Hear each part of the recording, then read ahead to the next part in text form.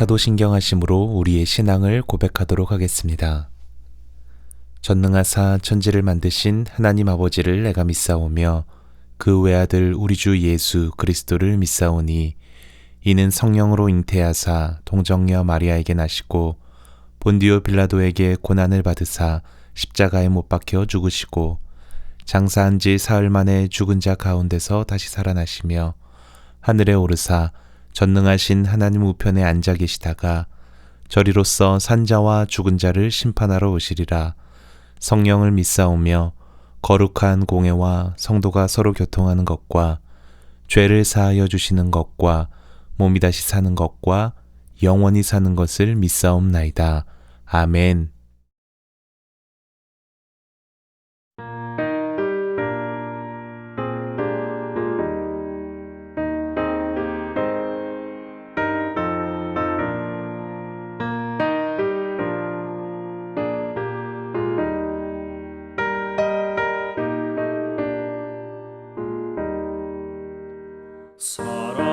사랑하는 주님 앞에 형제자매 한자리에 그 신은혜 생각하며 즐거운 찬송 부르네.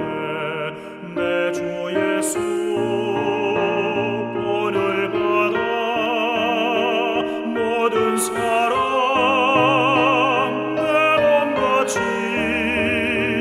환난 근심 위로하고 진심으로 사랑하세. 사랑하는 주님 앞에 온갖 충성 다 바쳐서 괴로우나 즐거우나 주님만 입소서.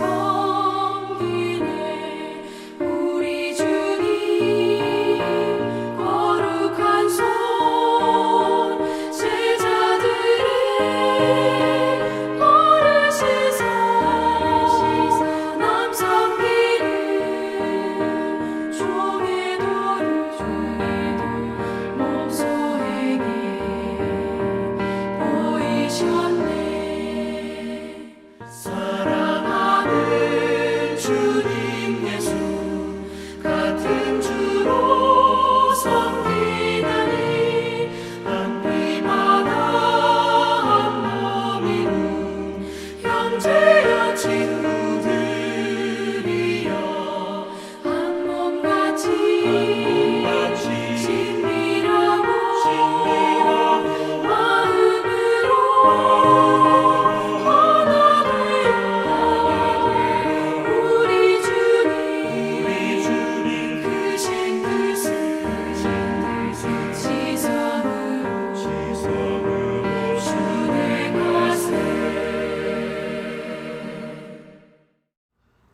이 시간 함께 읽을 하나님의 말씀은 로마서 12장 9절부터 13절까지의 말씀입니다. 함께 읽겠습니다. 사랑에는 거짓이 없나니 악을 미워하고 선에 속하라. 형제를 사랑하여 서로 우애하고 존경하기를 서로 먼저 하며 부지런하여 게으르지 말고 열심을 품고 주를 섬기라. 소망 중에 즐거워하며 환난 중에 참으며 기도에 항상 힘쓰며 성도들의 쓸 것을 공급하며 손 대접하기를 힘쓰라. 아멘. 할렐루야. 하나님의 은혜 가운데 추석 명절을 잘 보내셨는지요?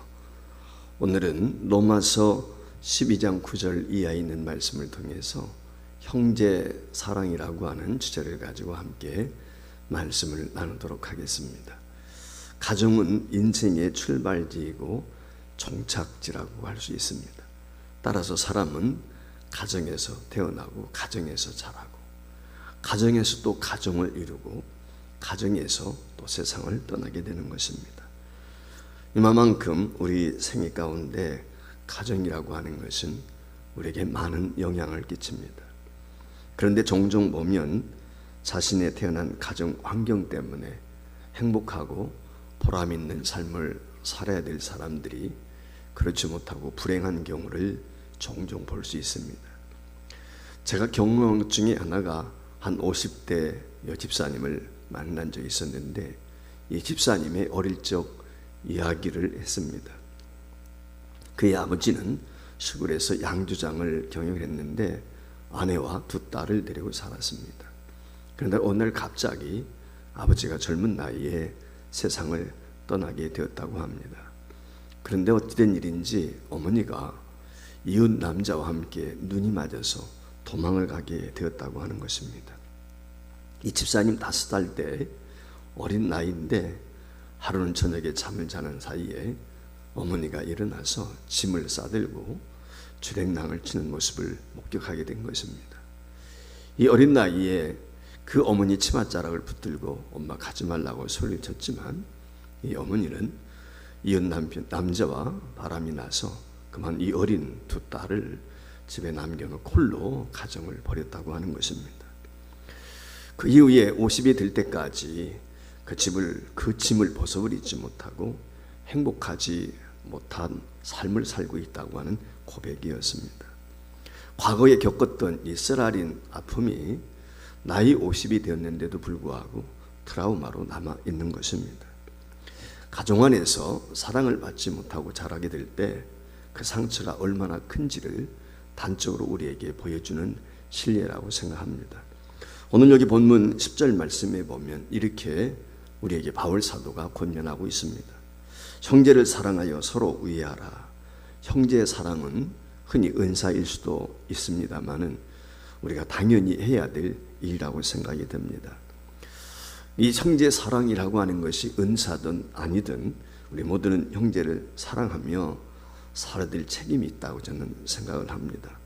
어떤 분은 이 사랑을 은사로 구분하기도 하고 어떤 사람은 은사가 아니라 그것은 하나님의 당연한 명령이라고 이야기할 때도 있습니다. 그런데 종종 생각하다 보면 하나님의 명령인 동시에 하나님의 은사다라고 하는 생각을 지울 수가 없습니다. 그 이유는 고린도전서 12장 13절 말씀에 보면 흔히 우리가 은사장이라고 말씀을 하죠. 각양 은사에 대한 말씀을 하고 있는데 그 가운데서 고린도 13장은 가장 좋은 것을 우리에게 보여주면서 사랑이 은사 중에 가장 좋은 것이다 라고 하는 것을 말씀하고 있는 것을 볼 수가 있습니다. 우리가 이해하고 있는 것처럼 이스라엘 민족은 특별히 민족의식이 강합니다.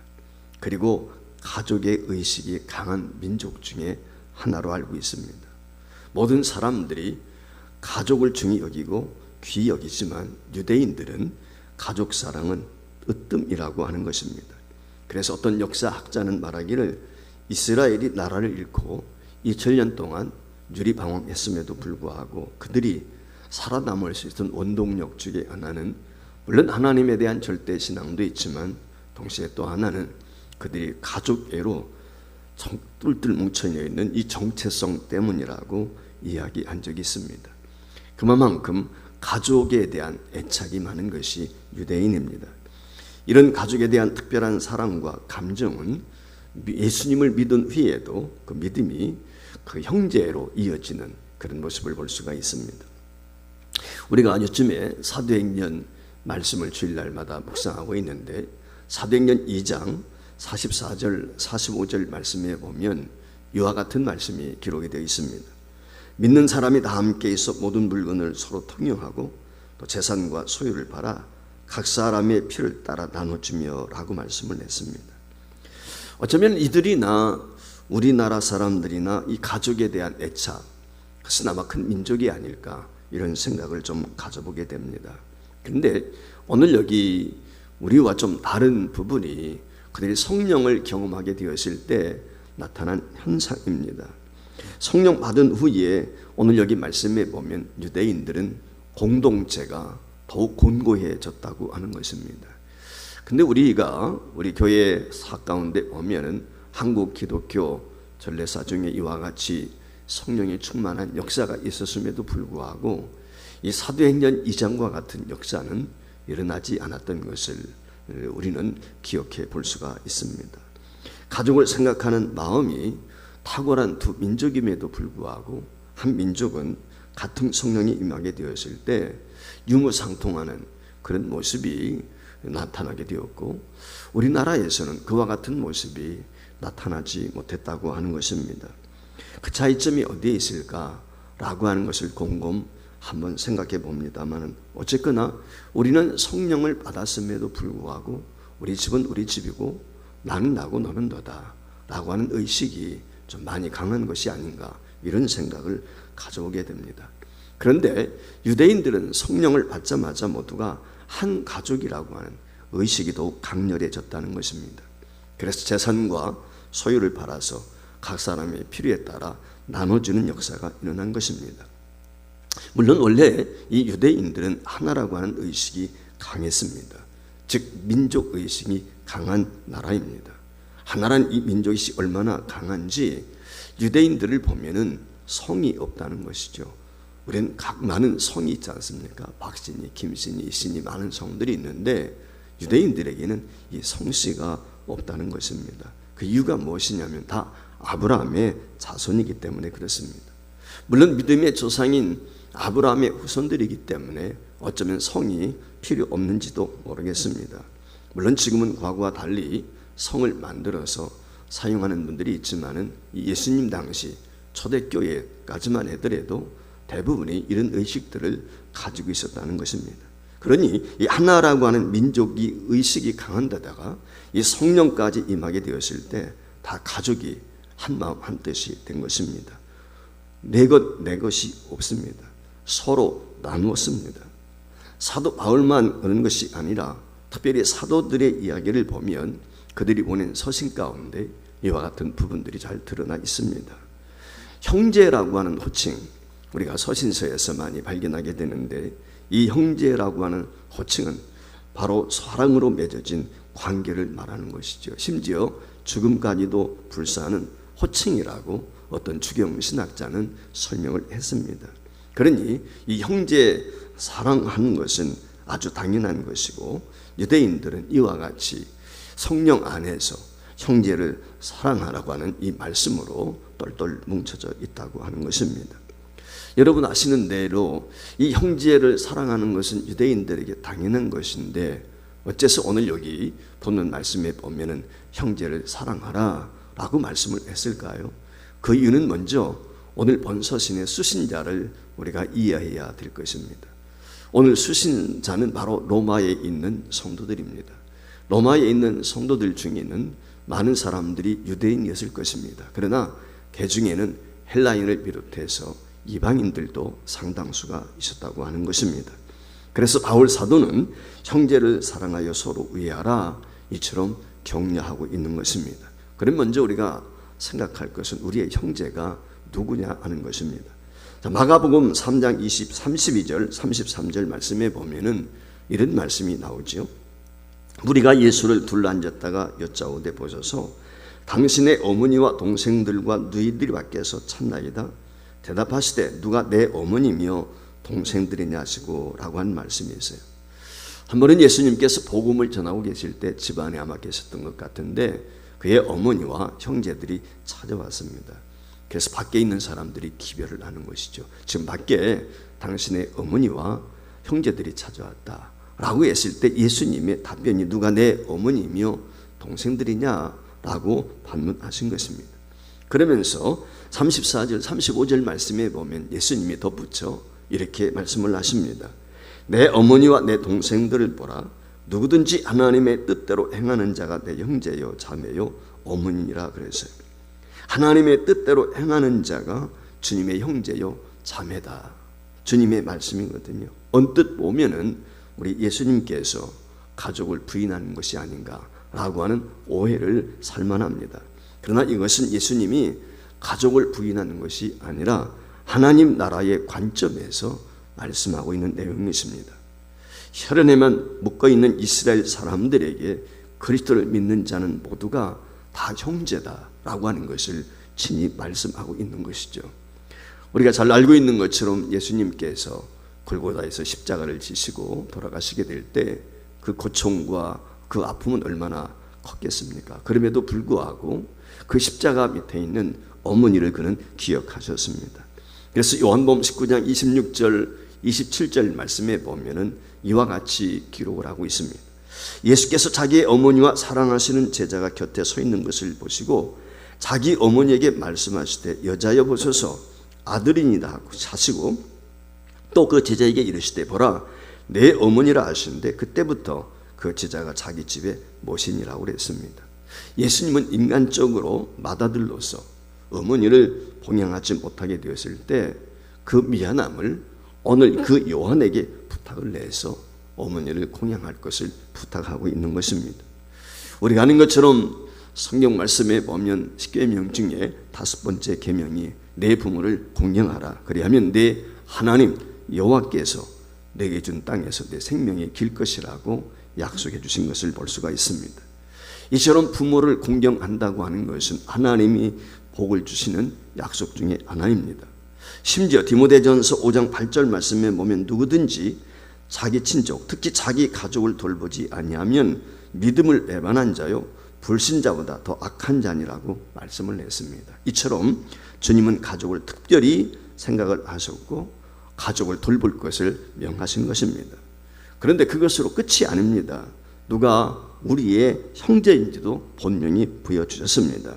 사도 바울을 통해서 또는 사도들을 통해서 믿음으로 하나 된 모두는 우리의 형제요 자매라고 하는 것입니다. 특별히 누가 우리의 형제인가 피를 나눈 가족이 우리의 형제요 자매라고 하는 것은 우리가 익히 잘 압니다. 그러니 피를 나눈 형제 자매에게 잘해야 될 것은 가족의 일원으로서 당연하다고 생각합니다. 그런데 우리 예수님은 예수 믿는 우리 또한 역시 하나의 형제요 자매라고 말씀을 하고 있습니다. 즉 예수 믿는 사람들이 형제요 자매라고 하는 것입니다. 그러면 왜 예수 믿는 사람들이 형제요 자매인 것입니까? 가족은 피를 나눈 관계이기 때문에 형제요 자매라고 칭하는 것은 당연합니다. 그럼 예수 믿는 형제는 가족도 아니고 피도 섞이지 않았는데 왜 형제 자매라고 저희들이 호칭을 할까요? 그 이유에 대해서 고린도전서 12장 13절 말씀은 우리가 유대인이나 헬라인이나 종이나 자유인이나 다 한 성령으로 세를 받아 한 몸이 되었고 또 한 성령을 마시게 하셨느니라고 말씀을 하고 있습니다. 우리가 같은 성령과 세례를 받고 같은 성령으로 살기 때문이다 라고 단적으로 증언하고 있는 것입니다. 갈라디아서 4장 6절 말씀에 보면은 너희가 아들이므로 하나님이 그 아들의 영을 우리 마음 가운데 보내사 아빠 아버지라 부르게 하셨느니라. 즉 성령으로 우리는 하나님의 자녀가 되어서 하나님을 우리의 아버지라 부른다라고 말씀을 했습니다. 그리스도의 영이신 성령으로 구원받아 하나님을 아버지라고 부르기 때문에 오늘 모두가 한 형제요 자매라고 하는 것입니다. 종종 그런 이야기를 들을 때가 있죠. 예수 믿는 사람들은 참 이상하다.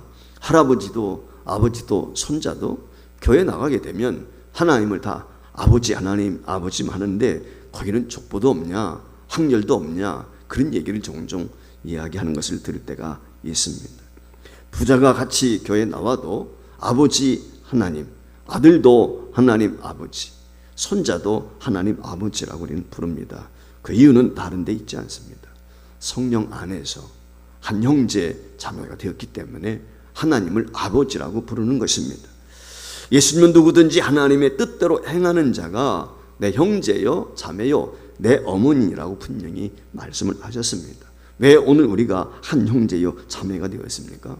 같은 주님을 한 주로 믿고 같은 성령을 받아서 하나님을 아버지라고 부르기 때문에 그렇습니다. 때문에 이제 믿음 안에서 한 형제요 자매가 된 저희들이 해야 할 일이 있다면 그것은 사랑하고 서로 돌아보는 것입니다. 다투고 싸우고 비난하고 비판한 일은 형제나 자매가 할 일이 아닙니다. 그것은 마귀가 할 일인 것입니다. 형제를 사랑하여 서로 의하라고 하는 오늘 말씀은 하나님께서 이 시대를 살아가는 저와 여러분에게 주신 귀한 명령이라고 저는 생각합니다. 종종 교회가 다툼에 휩싸이는 교회들을 볼 때가 있습니다. 갈라지는 교회, 깨어지는 교회들도 볼 수가 있습니다. 마찬가지 가정도 형제 간에 여러 가지 다툼이 있고 심지어는 부부 간에도 갈라서고 형제들 간에도 깨어지는 그런 모습들을 종종 볼 때가 있습니다. 아무쪼록 우리 서보지울교와 우리 서보지울교를 출입하는 모든 성도의 가정은 서로 사랑하고 서로 위하고 서로 돌아보는 한 형제의 지체인 것을 기억하시고 주님의 명령을 따라서 피차 존경하고 사랑하며 살펴볼 수 있는 그런 믿음의 가정, 가문, 특별히 교회와 성도가 되었으면 합니다. 서로 사랑하며 행복한 믿음 생활을 하게 될 때 그것이 그 천국이고 그 천국을 우리 가족처럼 경험하게 될 때 이 땅에서 하나님이 주신 복된 삶을 영위할 수 있라고 확신합니다.